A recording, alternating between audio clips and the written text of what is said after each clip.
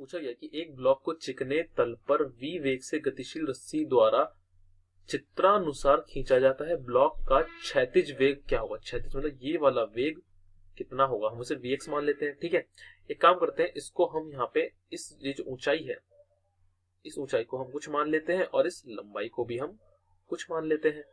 इसको हम मान लेते हैं h और इसको मान लेते हैं x। ठीक है, और ये जो लंबाई है l हो गई। तो ये आपको एक त्रिभुज बनता दिखाई दे रहा है, आपको एक समकोण त्रिभुज दिखाई दे रहा है इस तरह का। तो अगर ये समकोण त्रिभुज है तो क्या मैं लिख सकता हूं कि l स्क्वायर बराबर x square plus h square, है ना? ठीक है, अगर आप इसको अवकलन करेंगे, इसका अवकलन करेंगे तो क्या मिलेगा? 2l dl बाई dt, और ये क्या होगा आपका? 2x dx by dt।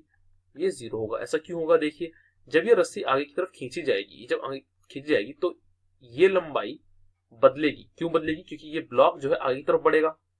अगर ये ब्लॉक आगे की तरफ बढ़ेगा तो ये जो लंबाई है x लंबाई ये कम होगी, और साथ साथ ये l लंबाई भी तो कम होगी। ये जब ये यहाँ पहुंच जाएगा, मान लीजिए ये बीच में होगा, तो ये l लंबाई ये होगी, इतनी होगी, और पहले के मुकाबले कम हो जाएगी, है ना? ठीक है, ऐसा कुछ होगा। पर लेकिन जो आपकी ऊंचाई h है वो तो वहीं की वहीं रहने वाली है ना? ठीक है, इसलिए हमने उसको शून्य ले लिया।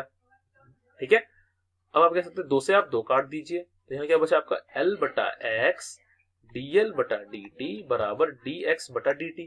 क्योंकि हमें क्षैतिज वेग चाहिए। क्षैतिज वेग मतलब ये जो x की लंबाई है कैसे बदल रही है, हमें वो बताना है। वो dx बटा dt है, उसको हम क्या बोल सकते हैं? vx बोल सकते हैं क्या? कि जो dx बटा dt है वो ये तो बता रहा है कि जो क्षैतिज लंबाई x है वो समय के सापेक्ष कैसे बदल रही है, वो ऐसे बदल रही है, उसे हमने vx बोल दिया। ठीक है, l बटा x dl बटे dt, dl बटे dt मतलब जो l लंबाई है वो कैसे बदल रही है? वो इसके हिसाब से बदल रही है। जो वेग है v वैसे तो बदल रही है, जिस वेग से रस्सी खींचा जा रहा है उसी से तो बदलेगी, तो इसे हम v कह सकते हैं। अब l बटा x क्या होगा? जरा यहाँ देखिए, इसमें अगर ये कोण थीटा है तो ये कोण भी तो थीटा होगा, एकांतर कोण है। अगर आप यहाँ पे साइन ले लें, साइन थीटा, तो कितना होगा? x बटा l।